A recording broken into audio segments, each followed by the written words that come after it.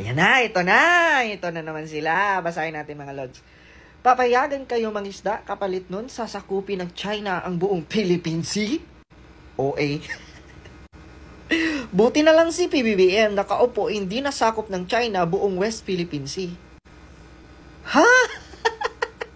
So ang tanong dito sa nag-comment, kailan ba at sa kanino bang panahon pumasok ang China para angkinin ang West Philippine Sea? Ha? Sa kaninong panahon?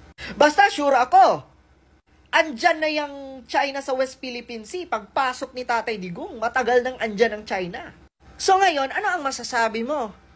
Na hindi na malayang nakakapangisda ang mga kababayan natin doon sa Scarborough Shoal, doon sa West Philippine Sea, dahil sa pagbago ng foreign policy ng administrasyon ngayon. Anong masasabi mo? O di ba ang kawawa nito ang mga mangingisda natin? Anong nasakop? E di sana, no, ang Pilipinas, kung ayaw nilang mangialam ang ibang bansa sa teritoryo natin, dapat dati pa pinaglalagyan ng mga palatandaan. Pinatayuan ng Pilipinas dapat ng infrastructure, di ba? Ang kasuluk-sulukan sa buong Pilipinas, dapat ganun ang ginawa dati pa. Iyang problema na West Philippine Sea, ang tagal-tagal na niyan. Ilang administrasyon na. Basta sure ako, pagpasok ni Duterte, andyan na yung problema na yan sa West Philippine Sea. Basta, alam natin, wala pa sa pwesto si Tatay Digong. Inaangkin na yan ng China. Andyan na yan sila. Tinayuan na yan ng China ng kung ano-ano. Bakit dati hindi kayo pumapalag? Ha? Bakit dati ang tahimik nyo? Dapat dati pa kayo nag-ingay. Dapat dati pa yan. So, bigyan po natin ng reaksyon yung mga sinabi niya. Ang ibabahagi ko po sa inyo ay ayon lamang po sa natatandaan ko. Pwede nyo pong saliksikin para masigurado nyo na yung binabahagi ko sa inyo ay tama. No?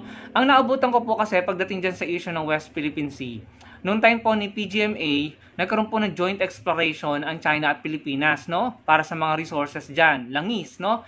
And may documentary po na ginawa yata yung, I think, Kapuso Network, no? GMA7 or ABS-CBN. Doon po sa documentary na yon, pinaliwanag nga po na nagkaroon ng joint exploration sa panahon ni PGMA ang Pilipinas at China. At tila natagpuan ng China na marami nga pong yamang langis sa area na yan. And then doon po sila nagsimulang nagkaroon ng, in my opinion, ay greedy intention para sakupin ang area. Dahil nga po sa natuklasan nila. So, noong time na yun, talaga nagsimula na silang maglagay ng kanilang presensya, i-assert ang kanilang mga kinakamkam dyan, no? I'm referring to China.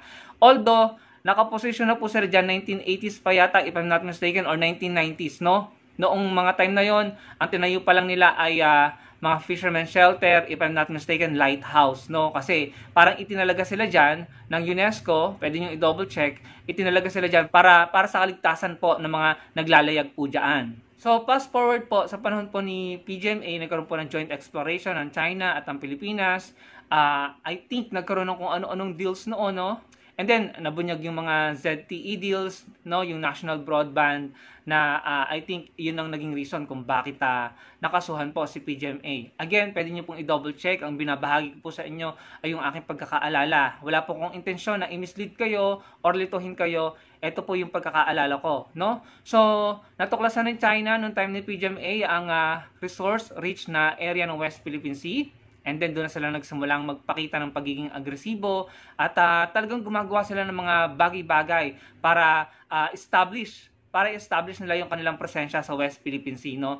Diyan na sila nagsimulang magkumpuni or gumawa ng mga military garrison. Fast forward, pagdating ni Pinoy, naging mas intensify yung ginagawang pagtatayo ng China ng kanilang infrastructure sa West Philippine Sea, no?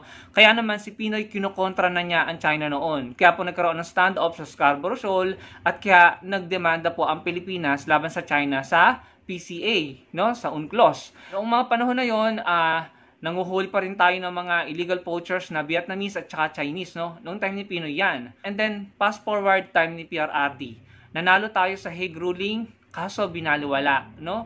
At masyado tayo ulit dumikit sa China. at tila nagpaubaya, no? Yun po yung aking assessment at obserbasyon pagdating kay PRRD. Yung sinasabi ng mga DDS na nakakapangisda ang mga Pilipino sa Scarborough Shoal noong time ni PRRD, yun ay dahil sa tayo nga po ay nagpapaubaya. Kung tutuusin, hindi po tayo yung manghihingi ng permiso para mangisda sa Scarborough. Dahil atin po yung exclusive economic zone. Parte po yan ng EEZ natin, no? So tayo po dapat yung nasusunod dyan at sa atin po dapat nagpapaalam, no? So kung nakakapangisda tayo sa panahon ni PRRD sa Scarborough Shoal, ay dahil nga po nagpapaubaya tayo. But in reality, tayo po dapat yung nasusunod, no? Pero hindi naman din natin sila pinagbabawalan. Ang problema nga lang kasi sinasakop nila at sinasabi nilang teritoryo nila ang ating exclusive economic zone. No? So sa madaling salita, nung time ni PGMA, dumikit tayo sa China. Hindi natin alam kung gaano karaming langis ang nadiscover nila dyan. Nag-establish sila ng kanilang presensya. Time ni Pinoy, ganun din. Nag-establish. Kaya naman nagdemanda na si Pinoy. Nagkaroon ng standoff. Unfortunately, in my opinion, pagdating ni PRRD, bumalik na naman po tayo sa China, yumakap na naman tayo sa China, at tila nagpaubaya po tayo. No? And then ngayon, time ni PBBM, ginagawa ng Pangulong Marcos Jr. ang tama. And siguro hindi kayo sasang-ayon sa akin, pero sa tingin ko, kamukha ito ng polisiya ni Pinoy na naninindigan at pinaglalaban ng ating karapatan, soberanya, sa tamang paraan at sa legal na paraan, mga kababayan. No? So, kung tayo man ay ginigipit ng China, yun ay dahil nga po nakikita nila na tayo pumapalag na at ginagawa na natin ng tama at makabubuti sa ating bansa, sa ating national security and interest. Kaya po ganyan na gumagawa sila ng mga bagay-bagay na panggigipit sa ating mga mangingisda. Pero ako naniniwala na sa ngayon lang yan. Hindi yan magiging permanente. Maging consistent lang tayo na tayo naninindigan at tayo'y pinapakita natin sa kanila na hindi tayo papayag sa ginagawa nilang pagkamkam sa ating exclusive economic zone bilang kanilang teritoryo. Naniniwala ako na sila ay uurong dyan, aatras sila dyan kapag nakita nila na tayo talagang papalag at handa tayong lumaban sa kanila. Pero naniniwala rin ako na hindi tayo aabot dyan. Dahil ang China, ganyan lang naman yan eh. Inuunti-unti nila hanggang sa maubusan tayo ng pasensya, hanggang sa gumive up tayo. And I think, yan po yung strategy nila na naging effective noong nakaraang administrasyon. Sinasabi nito ni Lods Chinito, Mr. Real Talker, na hindi tayo naging ganong assertive or agresibo pagdating sa ating mga claim dyan sa West Philippine Sea noong nakaraang mga administrasyon. Maaring tama yon. Pero ang problema kasi, na andito na tayo sa kasalukuyan, ang dami nating pinoproblema sa bansa natin. Sila, dumadagdag pa sa problema. Na nakikita natin na yung Pangulo natin, ang kasalukuyang gobyerno, ay gumagawa ng paraan para ma-assert natin ang ating mga claim dyan na hindi mapabayaan at hindi mawala, no? Kagaya ng pagkawala sa Sabah at sa iba pang parte ng West Philippine Sea. Gumagawa na ng tamang mga bagay na para protektahan ang ating interes at seguridad sa West Philippine Sea at sa iba pang parte ng ating mga karagatan. Ang problema, itong mga DDS na to, todo kontra at nagiging nega sa polisiya ng Pangulo ng administrasyon ni PBBM sa West Philippine Sea. No? Maybe not him personally, pero yung grupo nila, yung mga DDS, na tila nagiging abogado pa at tagapagpaliwanag, taga-justify ng mga maling aksyon ng China sa West Philippine Sea.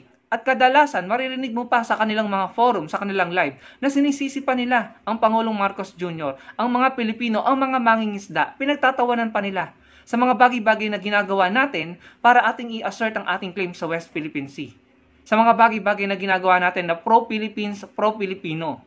Pinagtatawanan nila, kinukutya, binabatikos. Para ano? Para paboran ng China? Para bumalik na naman tayo sa kondisyon na tayo ay wala na tayong magagawa dyan. Ibigay na lang natin sa China ang mga teritoryo natin, ang ating soberanya at ang ating exclusive economic zone. Yun ang taktika ng China at apparently effective ito sa kanila.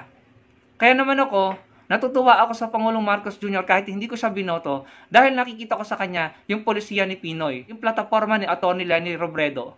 Pare-pareho sila na gusto nilang ipaglaban ang ating mga teritoryo, soberanya at karapatan sa West Philippine Sea hindi lamang para sa atin, kundi para sa mga susunod na henerasyon ng mga Pilipino at para sa buong mundo. Dahil once na nasakop yan ng China, at naging kontrolado ng China ang buong South China Sea at West Philippine Sea, pati ibang bansa dito, apektado.